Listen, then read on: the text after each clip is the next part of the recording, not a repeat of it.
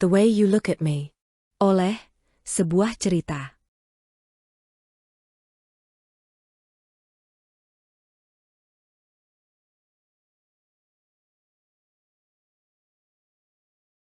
Bab 1.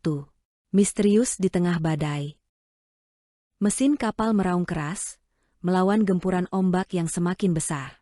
Suaranya hampir tertelan oleh deru angin kencang yang mengamuk, seakan menembus tubuh para ABK yang berdiri terhuyung-huyung dan berpegangan erat pada pagar besi kapal. Langit gelap seolah menelan seluruh dunia, hanya percikan hujan dan buih ombak yang terus menerpa tanpa henti.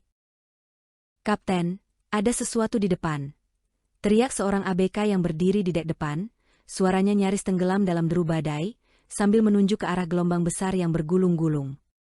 Kapten yang berdiri di dekat ruang kemudi, memicingkan matanya, berusaha menembus kabut hujan yang menyelimuti pandangannya. Apa itu? Suara kerasnya menggema di tengah kegilaan alam. Pandangannya tajam mengikuti petunjuk ABK itu. Di kejauhan, sesuatu tampak mengapung, terlihat, hilang, lalu muncul kembali, tergulung di telan ombak. "Mungkin kayu," gumam seorang ABK lain, yang berdiri di samping kapten, dengan tatapan penuh keraguan. "Banyak sampah di lautan ini." Kapten tak bergeming, tatapannya tak pernah lepas dari objek itu. "Atau manusia?" jawabnya perlahan, nyaris tak terdengar, tersapu deru angin kencang. "Manusia? Di tengah badai seperti ini? Itu mustahil, Kapten," seru ABK yang memegang kemudi dengan nada cemas. "Kalau kita berhenti sekarang, kapal bisa terbalik. Ombaknya semakin besar." Kapten menatap mereka semua dengan tajam, bibirnya terkunci dalam ekspresi dingin. "Kita harus memastikannya. Siapkan jaring."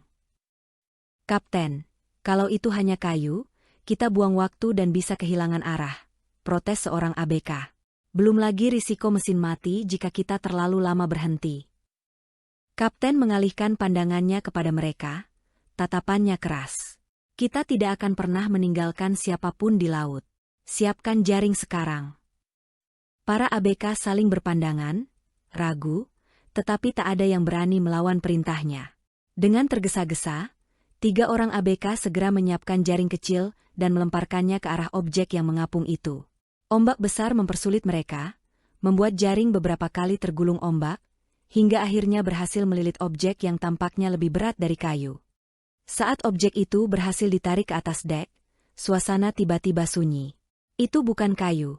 Seorang pemuda, wajahnya pucat, dengan 3 luka tembak di punggung, dan darahnya bercampur air hujan yang mengalir deras di dek.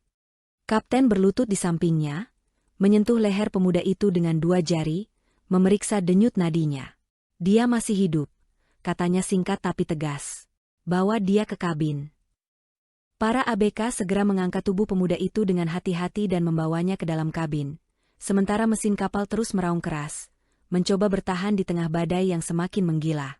Kapten menatap laut dengan ekspresi serius, sebelum menutup pintu kabin di belakangnya, tanpa mengucapkan sepatah kata pun.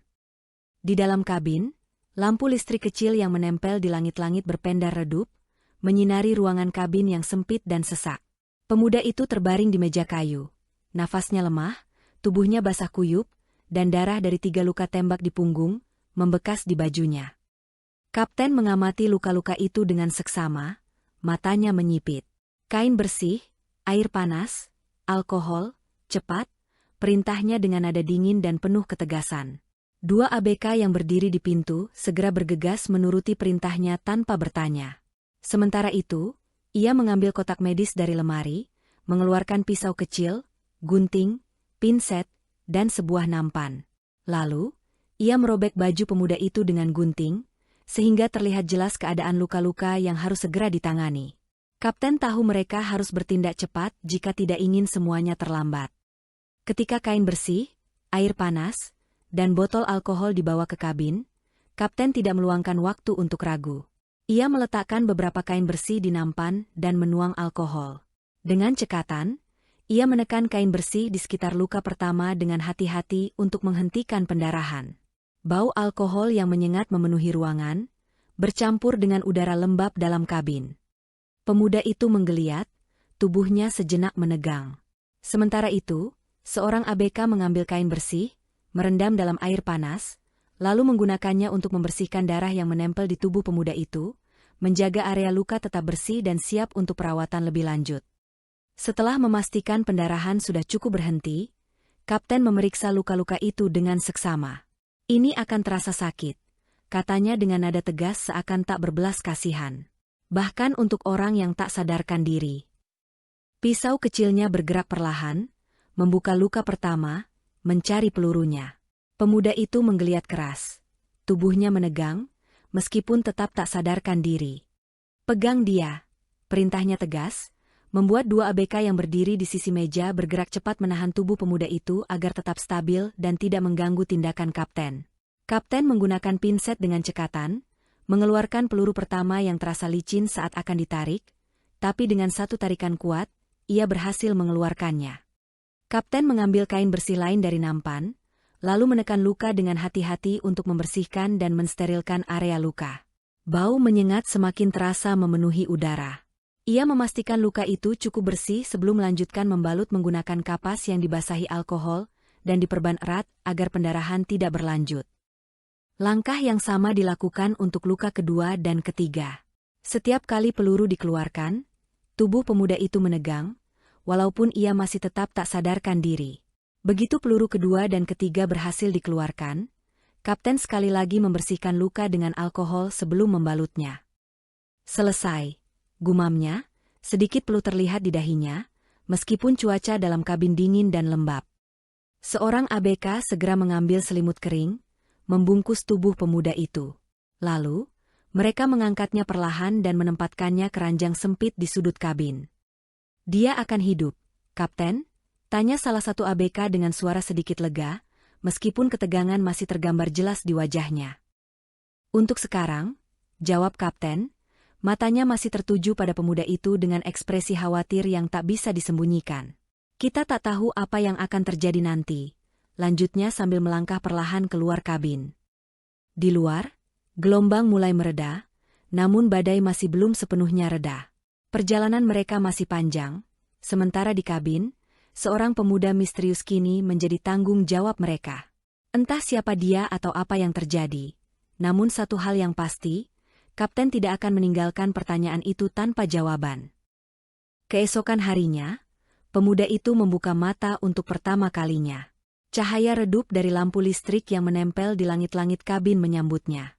Suara mesin kapal bergema lembut, bercampur dengan deburan ombak di luar. Tubuhnya terasa berat dan nyeri di punggung, membuatnya kesulitan menggerakkan tubuh. Kapten masuk membawa semangkuk sup hangat. "Akhirnya kau sadar," ujarnya, sambil menaruh mangkuk di meja kecil di samping ranjang. "Makanlah ini, kamu banyak kehilangan darah." Pemuda itu mencoba duduk, walau sedikit terhuyung.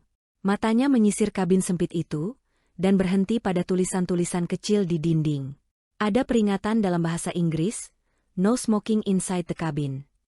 Di sudut lain, ada tulisan berbahasa Tagalog, "Paalala, laging magsuot ng safety gear." Kapten menangkap arah tatapannya. "Kau paham tulisan itu?" Ia mengangguk lemah. "Ya, saya mengerti." Kapten mengerutkan dahi. "Tapi kau tak berasal dari sekitar sini kan? Penampilanmu seperti dari daratan Cina. Siapa namamu?" Pemuda itu tampak bingung. Ia menatap tangan dan tubuhnya, lalu berkata dengan nada ragu, "Saya tidak tahu siapa saya. Saya bahkan tidak ingat nama saya." Alisnya berkerut, sementara tangannya bergerak menekan kepalanya. Kapten menghela napas panjang. "Jadi, kau lupa segalanya?" "Sepertinya begitu," jawabnya, mencoba menyusun kalimat dengan jelas. "Tapi, saya paham apa yang kau katakan, dan tulisan itu, semua terasa familiar." Kapten menatapnya tajam. Ada sesuatu yang membuatnya merasa pemuda ini bukan orang biasa. "Dengar," katanya perlahan, "kau paham lebih dari satu bahasa, dan itu tidak umum. Kau mungkin kehilangan ingatan, tapi kemampuanmu tetap ada. Itu hal yang baik." Pemuda itu hanya mengangguk dengan pandangan menerawang. Tangannya perlahan meraih mangkuk sup dan menyeruputnya sedikit. Rasa hangat memberi tenaga pada tubuhnya yang lemah. Kapten membuka lemari di sudut. Kenakan ini, untuk gantimu, katanya sambil meletakkan kaos dan jaket di atas meja. Pemuda itu menatapnya. Terima kasih, ujarnya sambil mengangguk. 4 hari telah berlalu sejak pemuda itu diselamatkan dari lautan. Luka-lukanya masih terasa sakit, namun tubuhnya mulai pulih dengan cepat. Ia menyadari kondisi fisik tak jadi penghalang baginya untuk bekerja. Meskipun ia harus berhati-hati agar tidak membuat lukanya kembali berdarah, ia merasa harus membantu para ABK agar tidak menjadi beban bagi mereka. Para ABK mulai terbiasa dengan kehadirannya di kapal. Mereka tidak meragukan kemampuan fisiknya yang terlihat semakin membaik. Meskipun tak banyak bicara, ia bekerja keras dan cepat beradaptasi dengan pekerjaan di kapal. Hari itu, ia mengambil alih beberapa pekerjaan seperti membantu menarik jaring, merapikan dek dan membawa perlengkapan. Hari kelima, kapal menghadapi cuaca buruk. Ombak besar menghantam kapal, membuat pekerjaan makin berat. Angin kencang dan hujan lebat semakin menyulitkan mereka. Para ABK bekerja keras, menarik jaring sekuat tenaga. Tiba-tiba teriakan keras memecah kebisingan suara angin dan ombak. Tali. Dia terjerat tali, teriak seorang ABK di dek depan. Pemuda itu melihat seorang ABK terjatuh di dek. Kakinya terjerat tali yang menariknya mendekati tepi kapal. Tanpa ragu, ia berlari melompati peralatan yang berserakan di dek, mendekati ABK itu. Luka di punggungnya terasa perih akibat gerakan yang tiba-tiba, tapi ia mengabaikannya. Begitu tiba, ia langsung menggenggam tali dengan kedua tangannya, menahan tarikan yang hampir menyeret tubuh ABK itu ke laut.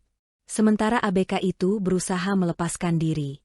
Ia dengan teguh menahan tali sekuatnya dengan kekuatan yang terlihat mustahil bagi kebanyakan orang.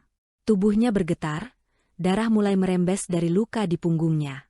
Setelah beberapa hentakan kuat, akhirnya ABK itu berhasil terbebas dari jeratan tali. Dengan gerakan cepat, ia menariknya melompat ke sisi kapal yang lebih aman, tanpa peduli rasa sakit di punggungnya yang semakin terasa. "Kau tak apa-apa?" tanyanya. ABK itu mengangguk dengan ekspresi linglung. Sementara para ABK lain segera datang membantu. Semua mata memandang pemuda itu. Kapten yang menyaksikan kejadian itu segera mendekati mereka. Ekspresinya serius. "Kau benar-benar nekat." Ia hanya mengangkat bahu, tak banyak bicara. "Saya hanya melakukan apa yang perlu dilakukan," jawabnya singkat, seolah tak peduli dengan kondisi dirinya. Tanpa menunggu lebih lama, ia segera berbalik dan kembali ke pekerjaannya. Kapten melihat darah di punggungnya, ia segera memberi isyarat kepada ABK yang baru saja diselamatkan. "Ajak dia ke kabin, luka itu harus segera diobati." ABK itu mengangguk lalu melangkah mendekati pemuda itu. "Ayo, kita ke kabin," ajaknya dengan nada lembut. Sambil menengok, memastikan ia mengikutinya ke kabin. Pemuda itu mengangguk, lalu mengikuti tanpa banyak bicara. Langkahnya tetap tegap meskipun tubuhnya terlihat kelelahan setelah memaksa diri menahan beban yang berat tadi. Sesampainya di kabin, ABK itu menunjuk tempat duduk baginya. Di sini, lalu bergeser, memberi ruang agar kapten dapat merawat lukanya. Ia membuka pakaian, lalu duduk membelakangi meja. Kapten membuka kotak medis usang di atas meja dengan gerakan hati-hati, matanya menatap serius ke arah luka di punggung pemuda itu. Lalu, ia menggulung lengan baju, tanpa melepaskan pandangannya dari luka, yang terlihat mulai mengering tapi kembali berdarah. Luka itu mengingatkannya pada risiko yang sering menghantui para ABK di laut. Satu kesalahan kecil bisa berakibat fatal. "Ini harus segera dibersihkan," katanya tegas, suaranya dingin tapi penuh kepastian. "Untuk sementara kau harus berhenti bekerja." Pemuda itu hanya mengangguk pelan tanpa bicara. Tubuhnya sedikit gemetar, tapi matanya tetap tenang, sulit dibaca. Mungkin ada rasa takut, kebingungan, atau bahkan keputusasaan di sana, tapi tidak ada satupun keluhan yang keluar dari bibirnya. Kapten tahu, orang seperti ini bukan tipe orang yang mudah membicarakan kelemahan. Kapten mengambil kain bersih, merendamnya dalam alkohol, lalu membersihkan luka itu. Gerakannya cepat dan cekatan. Pemuda itu hanya menundukkan kepala, diam. Bahkan ketika alkohol menyentuh lukanya yang terbuka, ia tetap tak mengeluh. "Kenapa kau tak pernah mengeluh?" tanya kapten tiba-tiba, suaranya pelan, seperti berbicara kepada dirinya sendiri. Pemuda itu mendongak sedikit, meliriknya. Matanya yang gelap seperti menyimpan sesuatu yang sulit dijelaskan, sebuah cerita yang tak terucap. Ia hanya mengangkat bahu dan menjawab datar, tak ada yang harus dikeluhkan. Kapten terdiam. Ada sesuatu saat ia berbicara, ketegasan, atau mungkin kepasrahan yang dibalut dengan tekad baja. Kapten melanjutkan pekerjaan, tapi pikirannya terus bergulat. Siapa sebenarnya pemuda ini? Apa yang membuatnya begitu keras pada dirinya sendiri? Di tengah ketidakpastian, ada rasa hormat yang pelan-pelan tumbuh di hati sang kapten. Terlalu banyak yang tersembunyi dari orang sepertimu, gumam kapten, seolah bicara pada dirinya sendiri, tapi pemuda itu mendengarnya dengan jelas. Saya tidak tahu siapa saya, jawabnya pelan, tapi saya tahu saya harus bertahan. Kapten terdiam, tak lagi bicara. Ia tahu ada lebih banyak yang tersembunyi dari apa yang terungkap. Kebanyakan orang akan merasa putus asa setelah mengalami hal seperti yang dialami pemuda ini. Namun, dia tidak. Sepertinya dia tahu cara untuk tetap berdiri meskipun dunia akan runtuh.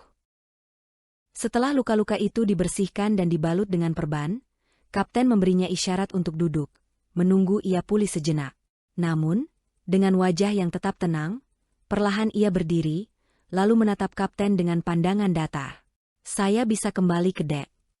Kapten memandangnya, ada rasa khawatir yang kembali muncul di hatinya. Kau baru saja dirawat, dan sekarang ingin kembali bekerja. Pemuda itu mengangguk. Saya tidak ingin menjadi beban. Saya harus membantu. Sambil menarik napas panjang, kapten hanya bisa menggelengkan kepala. Kau memang keras kepala, katanya pelan, namun ada sedikit senyum yang tersirat di bibirnya. Kapten sadar bahwa pemuda ini bukan hanya fisiknya yang kuat, tetapi ada sesuatu dalam dirinya yang membuatnya terus maju meski menghadapi banyak masalah. Dalam beberapa hari yang singkat mereka bersama, kapten semakin yakin, pemuda ini bukanlah orang biasa. Kemampuannya untuk tetap berdiri tegak, baik secara fisik maupun emosional, membuatnya bertanya-tanya lebih dalam, siapa sebenarnya pemuda ini? Setelah selesai merawat luka-lukanya, pemuda itu berjalan menuju dek dengan langkah yang lebih lambat, tapi tetap tak menunjukkan kelemahannya. Kapten mengamatinya dari kejauhan. Di dalam hatinya, ada rasa yang sulit dijelaskan. Pemuda itu kembali bergabung dengan ABK lainnya di dek, memegang tali dan jaring seperti biasanya. Setiap kali kapal berhenti untuk menarik jaring, ia berada di antara ABK lainnya, bekerja dengan ulet tak mengenal lelah. Sesekali kapten masih memperhatikannya dari kejauhan, ia tidak bisa sepenuhnya melepaskan rasa khawatirnya. Namun, ia tahu pemuda itu tidak akan berhenti begitu saja. Kapten hanya memastikan untuk memeriksa lukanya setiap ada kesempatan. Pada malam hari, saat angin sedikit mereda, kapten mendekatinya di dek. Kau tidak terlihat lelah, katanya pelan, lebih kepada diri sendiri. Apakah tubuhmu memang seperti itu? Pemuda itu hanya mengangkat bahu, ia sendiri tak mengerti kenapa. Saya tak tahu siapa diriku, jawabnya singkat. Kapten menggeleng pelan, sejenak memberi peringatan kepada ABK untuk tetap waspada. Tapi, matanya kembali tertuju padanya, yang seolah tak terpengaruh oleh rasa lelah atau sakit. Seakan ia telah terbiasa dengan semua ini, keajaiban fisik yang mengalir begitu natural dari tubuhnya. Keesokan paginya, pemuda itu berdiri di dek, memandang pelabuhan yang semakin dekat. Hiruk-pikuk keramaian mulai terdengar, kapal-kapal berlabuh, pekerja pelabuhan sibuk bergerak hilir mudik, dan keramaian di dermaga tampak semakin jelas. Pemandangan itu seakan menyambutnya di daratan, di sebuah pulau di Filipina Selatan. Kapten menghampirinya, merogoh saku, lalu mengulurkan beberapa lembar uang. Ini untukmu, katanya lembut. Pemuda itu memandangnya sejenak, matanya tampak bingung. Ia menundukkan kepala, menatap uang itu seolah mencoba memahami apa yang sedang terjadi. Ia tidak tahu bagaimana cara menerima hal seperti ini, karena ia merasa asing, bahkan pada dirinya sendiri. Saya tidak butuh ini, gumamnya pelan, lebih kepada dirinya sendiri, dengan nada sedikit datar. Kapten mengamatinya, melihat keraguan yang tampak jelas di wajah pemuda itu, yang enggan menerima. Tapi ia tetap menyodorkan uang itu. Kau telah bekerja keras. Kau pantas mendapatkannya, katanya lebih lembut, mencoba meyakinkan. Pemuda itu sejenak terdiam, wajahnya terlihat bingung.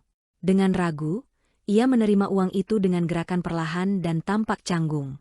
"Terima kasih," ucapnya singkat, dengan nada yang terdengar lebih tulus dari sebelumnya, walaupun ia sendiri merasa asing dengan dirinya di situasi ini. Kapten melihatnya menerima uang itu sambil menunduk. Dia mengangguk kecil, lalu menepuk bahu pemuda itu.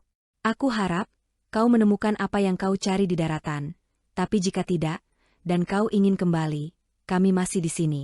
Pintu kami selalu terbuka untukmu," katanya, dengan suara lembut. Pemuda itu memandang kapten sejenak, lalu mengangguk pelan. "Saya tidak tahu apa yang akan terjadi selanjutnya," ucapnya lirih, seolah dia berbicara lebih banyak daripada yang ia ungkapkan. Kapten mengangguk pelan, dan tersenyum tipis. "Tidak perlu kau tahu semuanya sekarang.